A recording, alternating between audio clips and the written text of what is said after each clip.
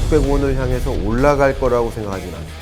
환율 오적이라는 기억이 있어요. 어디다 탓할까예요. 환율 안정의 주체예요, 국민연금이? 우리가 공산주의를 살고 있냐고요. 우리 자본주의, 그 탓을 하면 뭐 하냐고요. 네, 안녕하세요. 빌딩진영쌤입니다. 네, 오늘은 제가 정말 평소에 너무 뵙고 싶던 분을 게스트로 모시게 됐어요. 네, 유튜브에서 정말 초보자도 알기 쉽게 설명해 주시는 우리 경제 전문가 김광석 교수님 모셨습니다. 아유, 네, 반갑습니다, 안녕하세요. 교수님. 반갑습니다. 네, 아유. 나와주셔서 너무 영광입니다. 아닙니다. 네. 초대해 주셔서 감사합니다. 네.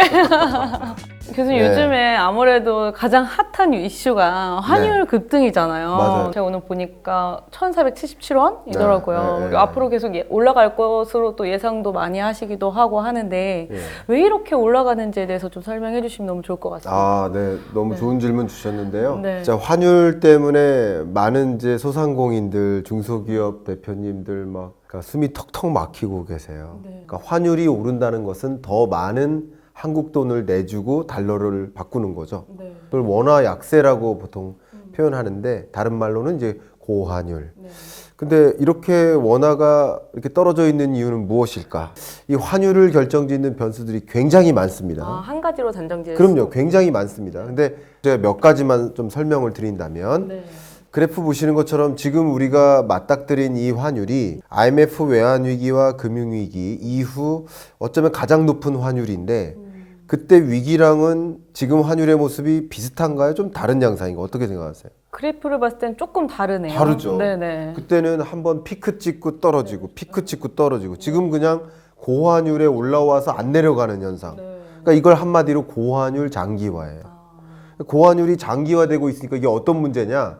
IMF 외환위기 때 연평균 환율은 얼마 안 돼요. 네. 다시 1,100원으로 향하고요. 내려오니까. 역시 2008년 금융위기 때도 그냥 평균 환율 하면 얼마 안 돼요. 1,100원에 가깝습니다. 네.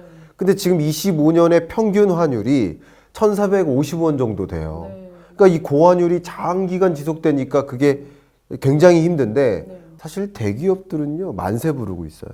아, 수출 대기업들은 자동차, 반도체, 네. 스마트폰, 가전제품, 조선, 철강 이거 똑같은 물건을 수출하는데 더 많은 달러를 받는 거예요. 네. 그러니까 이제 대기업들은 수출 초호황을 누리면서 지금 역대급 마진 때문에 정말 거짓말이 아니고요. 성과급 파티하고 있어요.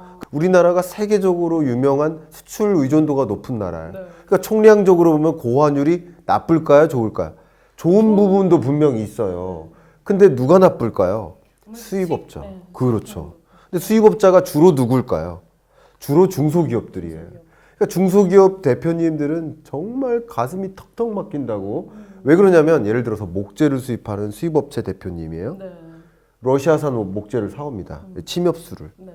근데 요즘 이제 경제 제재 때문에 러우 전쟁 이후로 이 목재를 직접 수입할 수가 없어요. 그러니까 중국으로 간 것을 우회 수입하거나 이런 방식이에요. 그러니까 원 쿠션 당구 치세요. 당구 내용은 압니다. 네. 그러니까 원 쿠션으로 중소기업 대표님들이 원래 지금 전쟁이 많다 보니까 물류비도 올라가고 해운보험료도 올라가고 굉장히 울상인데 고환율이 지속되다 보니까 같은 목재를 더 많은 돈을 주고 사오는 꼴인 거예요. 이 중소기업들이 목재를 왜 사올까요? 목재를 사서 뭐 이러면 가구도 만들어야 되고 뭐 그렇죠. 그런, 네. 원재료. 네. 그렇죠. 원자재를 사와서 일부 가공한 다음에 대기업한테 납품하는 거예요. 건설업자에게 혹은 뭐 가구회사에게. 근데 이 바이오와는 1년 정도 장기 계약이 되어 있습니다. 근데 1년 전 계약할 때만 해도 한 1,350원이었다고 해볼게요. 네. 근데 1년이 지났는데 1,477원이에요. 이미 계약이 되어 있으니까. 예. 네. 그러면 계속 마진이 감소하다 못해 역마진이에요. 근데 이거 계약 조건 바꿔달라고 하면 바꿔줄까요? 안 바꿔주죠. 안 바꿔주죠. 그러면 지금 역마진을 보고 공급하는 게 맞을까요? 아닐까요? 어떻게 생각하세요? 안 맞지만 어쩔 수가 없겠죠. 맞아요. 네. 납품하지 않으면 나는 바이어를 아예 잃어요. 그러니까 이 대기업은 어쩌면 성과급 파티고 총량적으로는 GDP 증가율에 도움이 될지는 모르지만 양극화가 벌어지는 거예요. 그리고 이 양극화 속에서 어떤 일이 있냐면 대기업 소위 임직원들은 고소득층 비중이 높고요. 중소기업 직원들은 저소득층 비중이 높은데 상대적으로. 네. 근데 같은 물가 상승에 누가 더 충격일까요? 소위 고소득층은 뭐 디젤 값 혹은 뭐 가솔린 값 올라도 뭐 언론이나보다 하고 주유하겠지만 이 저소득층은 그게 절대적인 소비 지출액이라고요. 같은 물가 상승에도 당연히 그 충격을 고스란히 받죠. 그러니까 고환율이 장기화되면 K자형 양극화가 벌어지는 거예요. 그럼 되게 문제가 이제 계속 그 고환율이 되면 물가가 계속 오르고 하는데 지금도 장기화지만 앞으로 계속 장기화됐을 때 문제는 어떤 게? 굉장히 심각한 문제가 있습니다. 이 그래프가 그 많은 것들을 반영해줘요. 국제 유가는 떨어지죠. 검정색 그래프. 원자재 가격도 떨어지고 있어요. 경기가 안 좋으니까. 근데 경유값, 휘발유값은 올라가요. 같은 원유를 더 많은 돈을 주고 사오니까 이게 수입 물가가 상승하고 소비자 물가가 상승해요. 우리 전체 거시 경제를 둘로 쪼개면 내수 경제와 외수 경제예요.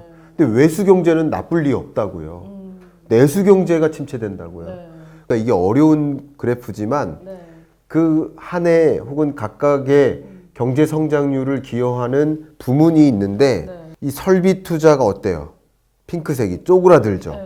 그러니까 이렇게 쪼그라드니까 어떻게 합니까? 정부가 내수 경기 진작을 위해서 또 추경 편성하고 확장 재정하고 금리 인하하고 유동성 공급하고 통화량 공급하고 또 돈의 가치가 떨어지는 거예요. 지금도 안 그래도 계속 푼다고 해가지고 그렇죠. 안 그래도 떨어지는 상황. 유동성이 풀려서 돈의 가치가 떨어지고 그것 때문에 소위 고환율이 지속되는데 늪에 빠져서 벗어날 수가 없는 거예요. 진짜 이게 근데 저희 국민들이 해결할 수는 없다고 생각을 하는데 이런 고환율을 해결하기 위해서 나라에서는 어떤 스탠스를 취하는 게 가장 좋을까 하고 또는 이제 각각 그 개인들이 어떻게 하면 좋을지에 대해서도 좀 설명을 해주시면 좋을 것 같아요. 요즘 이게 등장한 표현이 환율 오적이라는 표현이 있어요. 그러니까 쉽게 말하면 어디다 탓할까예요. 근데 예를 들어서 서학개미가 개인 투자자들이 해외 주식 비중을 늘려서다. 그렇게 많이 얘기도 하시더라고요. 얘기를 한국은행 총재께서 하셨죠. 그리고 국민연금이 해외 주식 비중을 늘려서다. 외국인 탓도 하고 있어요. 우리나라 사람 아니에요. 외국인이 한국 주식 비중을 줄여서다. 또 기업들이 수출이 호재인데 달러를 많이 벌어들이잖아요. 달러를 한국으로 안 갖고 들어와요. 다시 또 외국에 투자하고 우리나라엔 투자를 안 한다. 막 이런 얘기도 많이 들리더라고요. 그럼 그것도 요인이 된다. 요인은 안 된다는 게 아닙니다. 근데 이게 환율 오적이라고 지적하는 건데 이거 지적하면 뭐합니까? 컨트롤이 가능해요? 자본주의 사회에서 서학개미한테 너 투자하지 말고 가져오라고 할 거냐고요. 트럼프 대통령한테 전화해가지고 3,500달러 다시 돌려달라고 할 거냐고요. 통제 대상이냐고요. 국민연금공단의 목적이 뭡니까? 우리 노후 자금을 늘리는 게 목적 아닙니까? 환율 안정의 주체예요, 국민연금이. 개인이 환율 안정이 목적이냐고. 우리 빌딩쌤 기업이 있죠. 기업의 목적이 뭐예요? 돈을 버는 거죠. 이윤 극대화예요. 기업의 목적은 이윤 극대화라고요. 그러니까 이 각자는 환율 오적이라고 하면 안 된다는 거죠. 통제가 불가능한 대상이라고요. 그럼 뭐가 통제 가능한 요인입니까? 한미 간의 금리차. 예를 들어서 그리고 유동성 공급 속도. 자, 이거 보여드리겠습니다. 이게 오늘 드리는 이야기의 핵심 중에 하나인데 미국도 유동성을 많이 공급하고 있어요, 지금. 유동성을 쏟아부으니까 당연히 달러 가치가 떨어지겠죠. 근데 한국 보세요. 한국의 유동성 공급 속도는 미국보다 압도적으로 빨라요.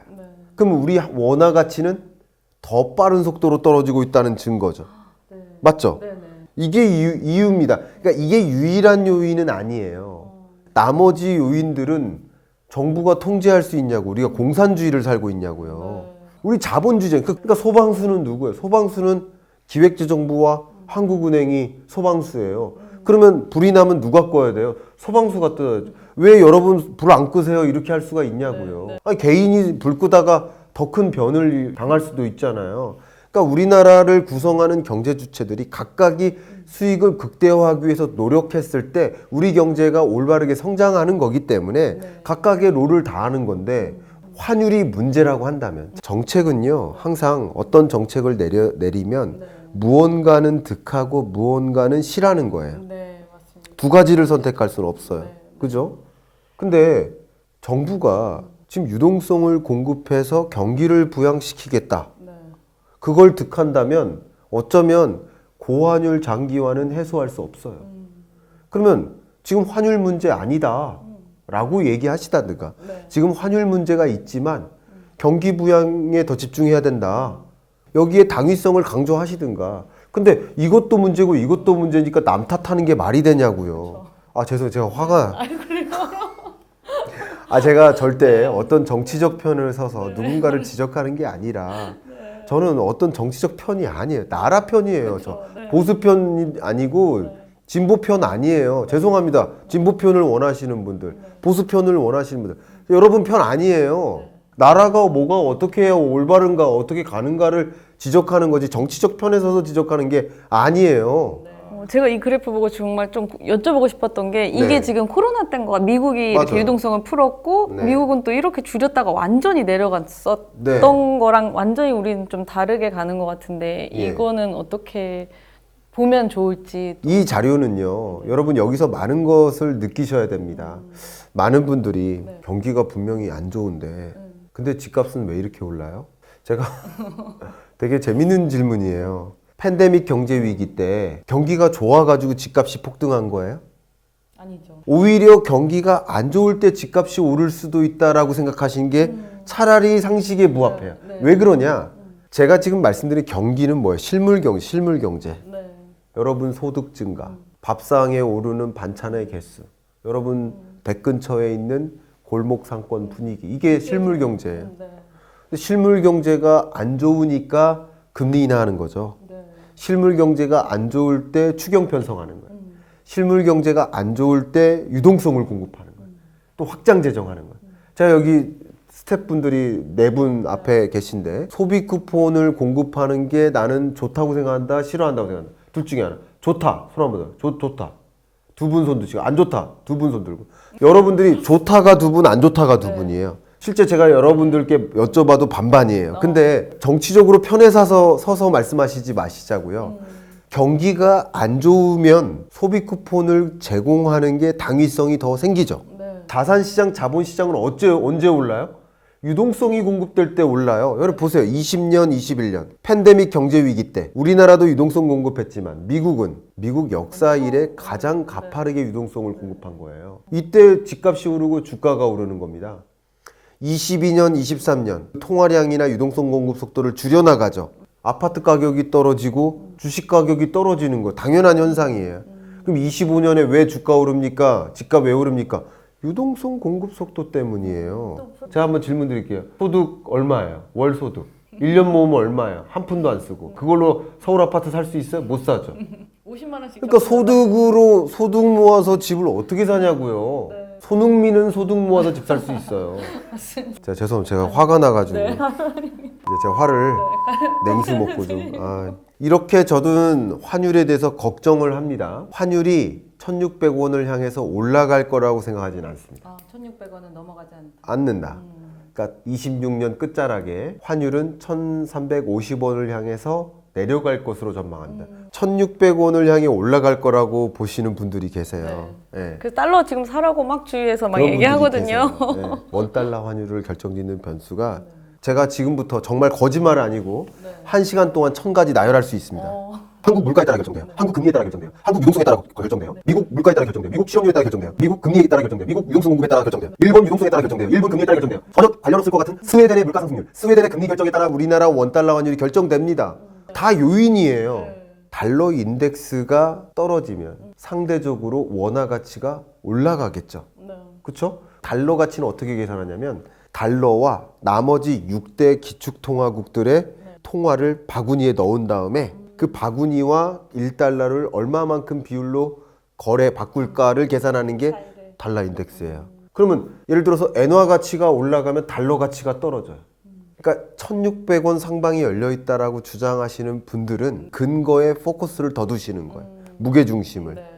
저는 오히려 이 환율을 결정짓는 변수들 중에 조금 더 1,350원을 향해 내려갈 것으로 진단케 해주는 그런 변수에 조금 더 집중합니다.